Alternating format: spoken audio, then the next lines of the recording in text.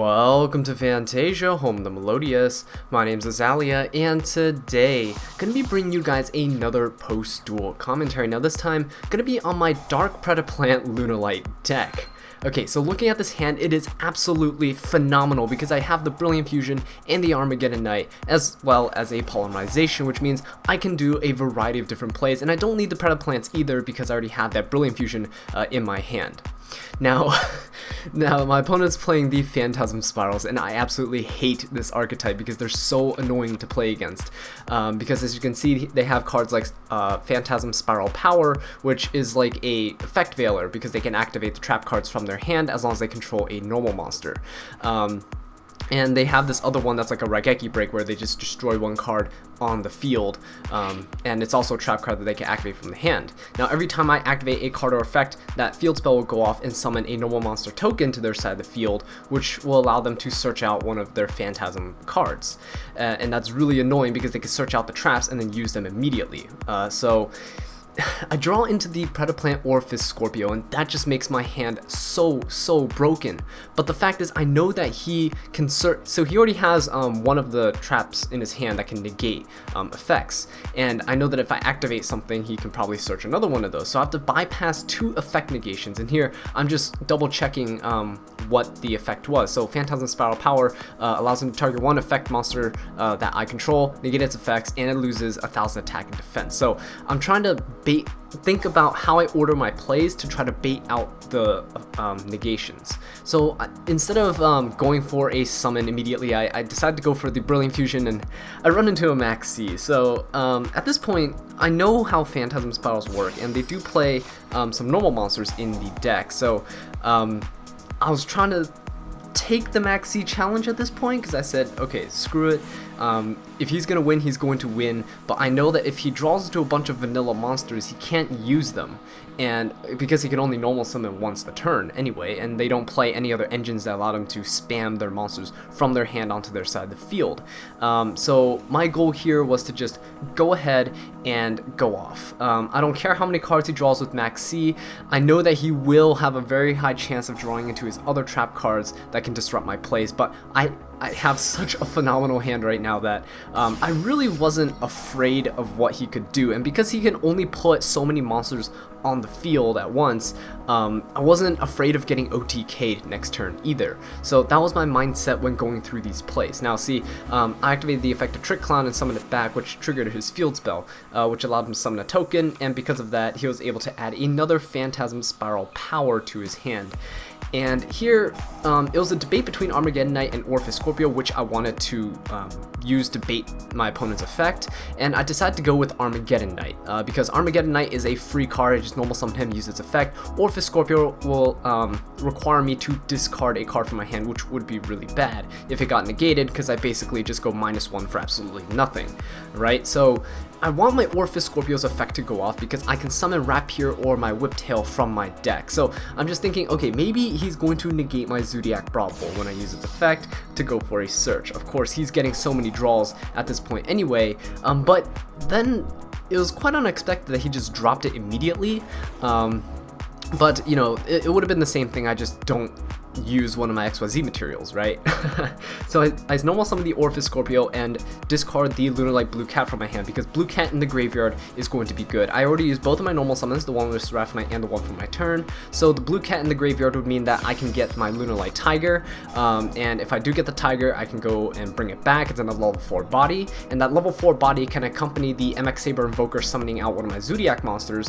2 more level 4s means I can make another rank 4 play, and I know my opponent's getting a ton of draws, but again, like I mentioned, he's either going to draw into his equip spells, which are basically dead, his trap cards, which I'm kind of afraid of at this point. I don't want him, so he's already used 2 effect negation ones, but I know he probably plays multiple of the destruction ones as well.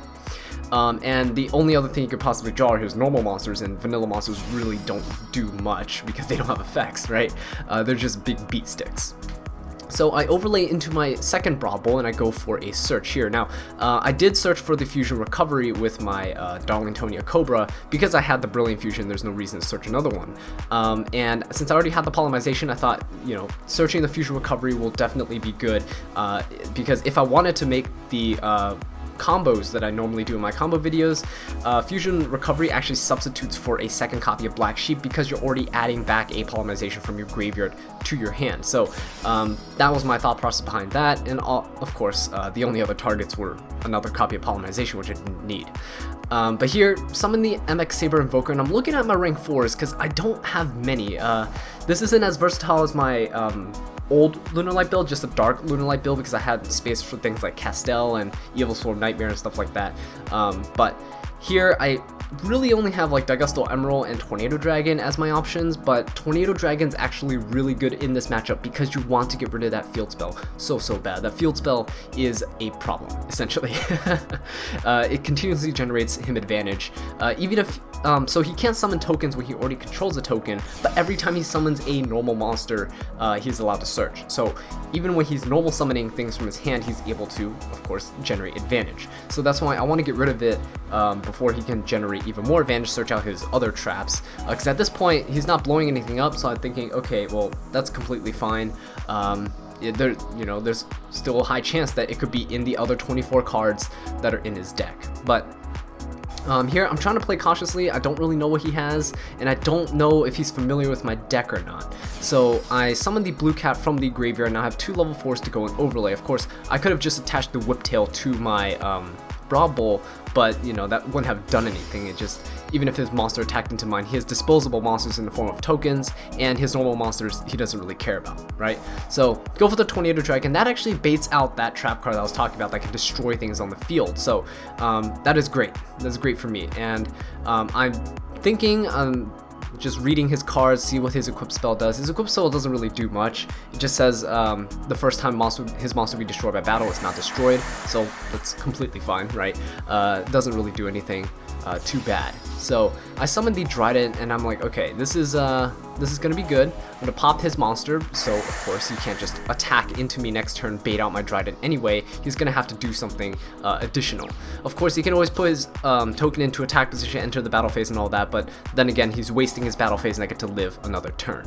Now, this is a card that it's so good, Heat Wave. Heat Wave is just basically doesn't let me summon anything, normal or special summon effect monsters until the his next draw phase. So my next turn is going to be completely dead. The Lunalight Tiger in my skill can't do anything now. I can't even summon anything from my hand. The Invoker, even if it lives, I can't use its effect to summon Rat Peers and then go for more rank 4s. I'm basically stuck with this Trident on my side of the field, and of course with his Maxi he drew into other copies of his Pacifist, the field spell. And then he summons another Megalo Smasher, of course 2000 attack Beat Stick, and I'm like, oh my god, this is gonna be bad, because if he attacks over my Invoker and my Trident, I'm only left with my Seraphinite next turn. Of course I can't summon my effect monsters, so I'd have to set them, and at that point my only option would be to wall up. So my opponent goes and activates Phantasm Spiral Grip and the Phantasm Spiral Wave, and both of those give his effect monsters effects, essentially. The equipped cards are basically the effects that are attached to these monsters now. And it was quite surprising that he actually just attached these things, because he knows that my Trident still has its effect, and he also made the mistake of not putting his token into attack mode. Now, that's a very crucial mistake on his part, putting that token, leaving that token in defense mode, I mean. Okay, so yeah, here he uses the other Phantasm Spiral Battle, so he's used 2 of each trap card right now, and I checked the graveyard just to be sure, 2 battles and then 2 of the ones that negate my effects. So now I'm expecting at most just 1 of each left in his deck, or they could be potentially in his hand that he's saving for later. But yeah, this is a really weird situation now, because I have the Invoker, but I have the Seraphinite, and I'm like, okay, I don't really know what to do. Then I draw into that Lunalight Perfume. I'm like, this is perfect, because Seraphinite actually has attack points. She has 2,300 attack points, which means that she can run over all the 2,000 attack vanilla monsters. So I have ways to put damage into my opponent without having to summon anything extra. And of course, I give her attack points back by using Brilliant Fusion's effect to discard a spell. And I didn't want to discard my Polymerization or my Fusion Recovery, because then, you know, those cards are very valuable for me, and I want to hold on to them to have a potential comeback on my next turn and hope that my opponent doesn't have Heat Wave. But if I can, I want to preserve these materials so that I can go for fusion plays. Panther Dancer and something to wipe out his field, or potentially a Leo Dancer to just swing for massive amounts of damage.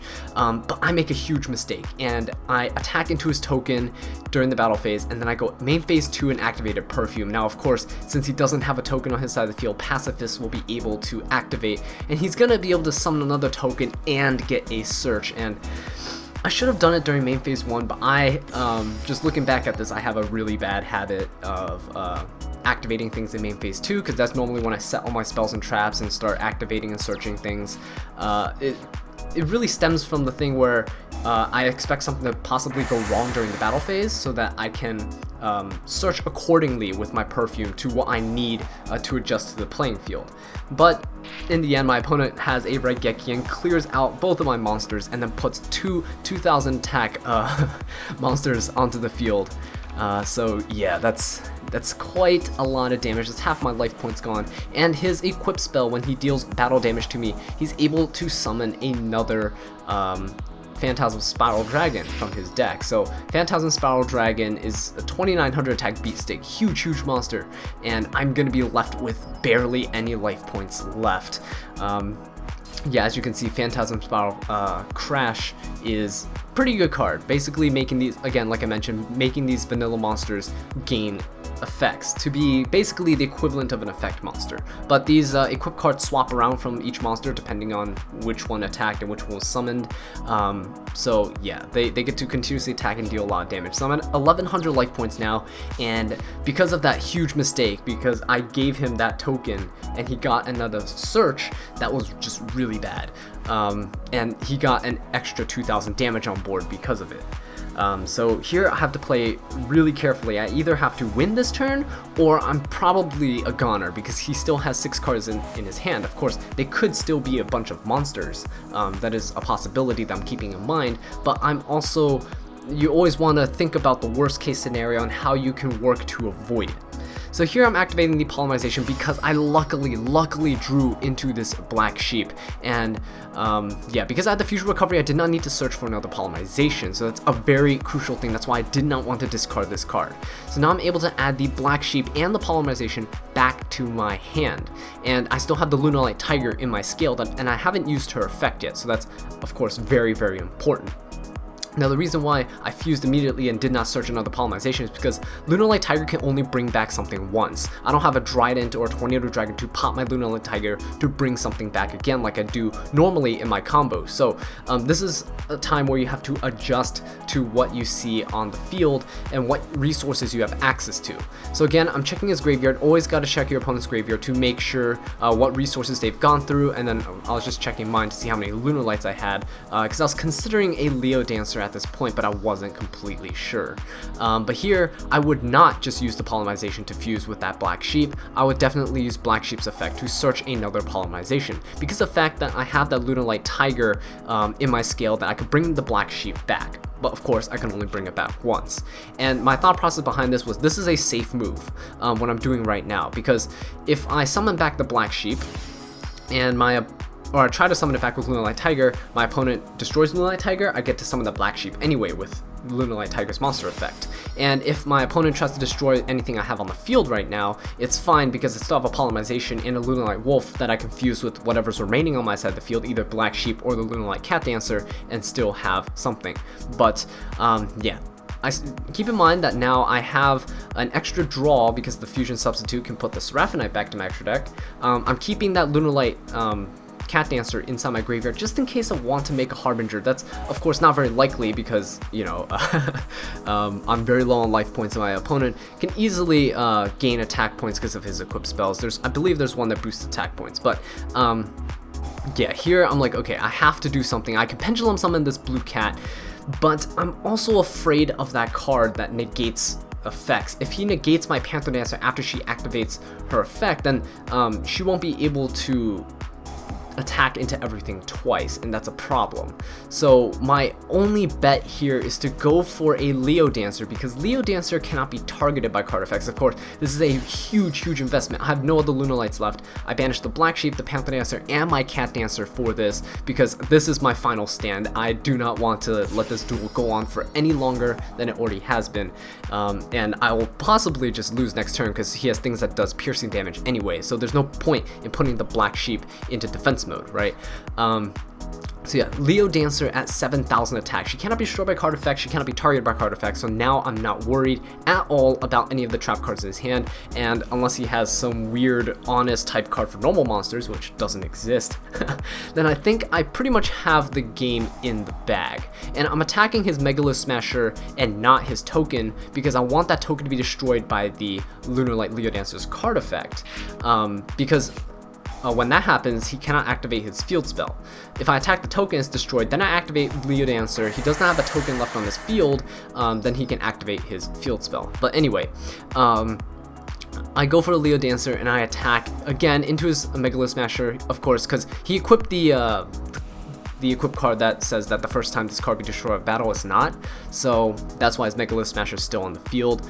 But yeah, Leo Dancer just attacks into it, and I'm attacking again, and he's just banishing his Phantom Spiral powers to equip another equip spell, but that's not going to matter in the end.